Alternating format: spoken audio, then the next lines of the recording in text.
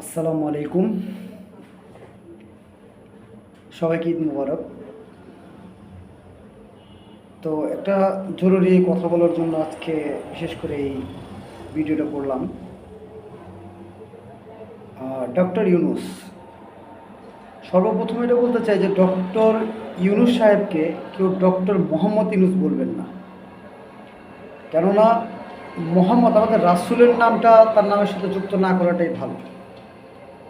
কারণ 20 টাকার ভিতরে যে মন্দিরের ছবি বা তার যে বিজনেস এনজিও, মানে অনেক কিছু মিলিয়ে আমি মনে করি মোহাম্মদটা তার নামের সাথে দিয়ে না। সে বিয়ের সময় নাকি একজন বেধর্মীকে বিয়ে করছিল ধর্ম চেঞ্জ করে, কতটা সত্যি তা জানি না। যদি এমনটা হয়ে থাকে তাহলে মোহাম্মদ না ব্যবহার করাটাই ভালো, এটা আমার মতে বলি। এখন বাকিটা বড় ওলামা আছে বা বড় বড় হাফেজ মুফতি আছে, তাদের থেকে শুনে নিন, কিন্তু আমার কাছে মনে হয় মোহাম্মদ না ব্যবহার করে ডক্টর ইউনুস সাহেব বলাই ভালো।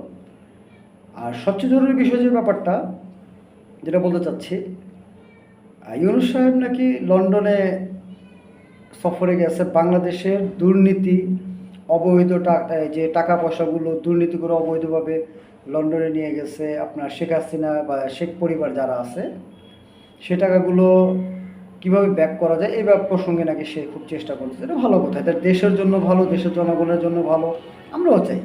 কেননা যদি দেশের লুট করা টাকাগুলো যদি বাংলাদেশে ফেরত আসে বা নিয়ে আসা যায়, এটা বাংলাদেশের জন্য অনেক বড় একটা ভূমিকা রাখবে এবং দেশের একটা ভালো দিক বলা যায়।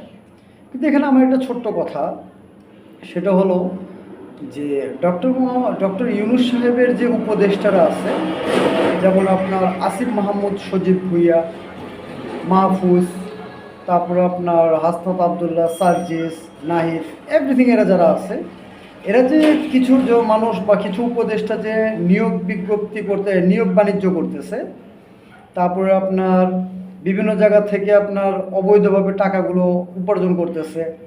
দেখা যায় যে আপনার ওয়াসা ভবনে 150 লোক নিয়োগ, তারপরে আপনার ডিসি অফিসে আরও বিভিন্ন অনেক খাতে থেকে তারা এই দুর্নীতিগুলো করছে, যেগুলো মিডিয়ার ভিতরে মানুষের কাছে প্রকাশিত।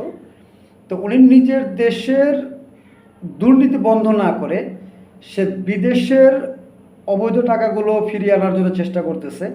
আগে নিজের দেশের দুর্নীতির বন্ধ করলে সমস্যা কী?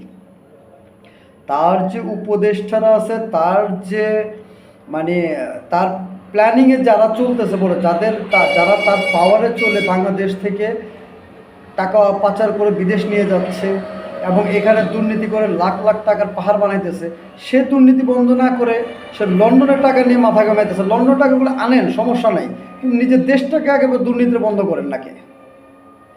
যারা আপনার পাশে আপনার নাম বিক্রি করে, আপনার পাওয়ার বিক্রি করে, যারা এই দেশে দুর্নীতি করতেছে, অবৈধ নিয়োগ বিজ্ঞপ্তি করতেছে, মেধাবীদের হক মাইরা খাইতেছে, যারা জীবনে একটা করে কুরবানি দিতে পারে তার 3-4টা করে কুরবানি দিচ্ছে, তার দামি দামি পোশাক পরতেছে, দামি দামি জুতো পরতেছে, আপনি এই দুর্নীতি বন্ধ করতে পারতেছেন না?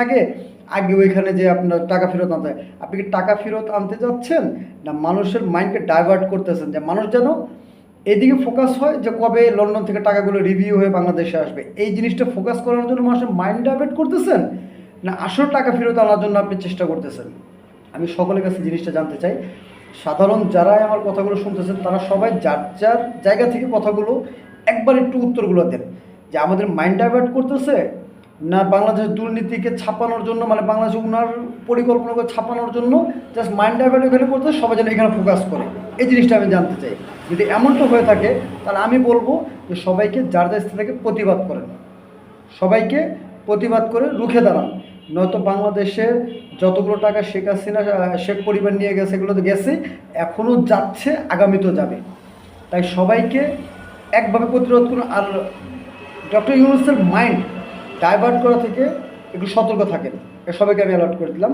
প্লিজ আপনারা যা যা থেকে একটু নিজে ভাবেন, নিজের জ্ঞান দিয়ে ভেবে দেখেন যে আমার কথাটা কি কোনো সত্যতা আছে না মিথ্যা, এটা আপনার বিবেচনা করে দেখেন। ধন্যবাদ।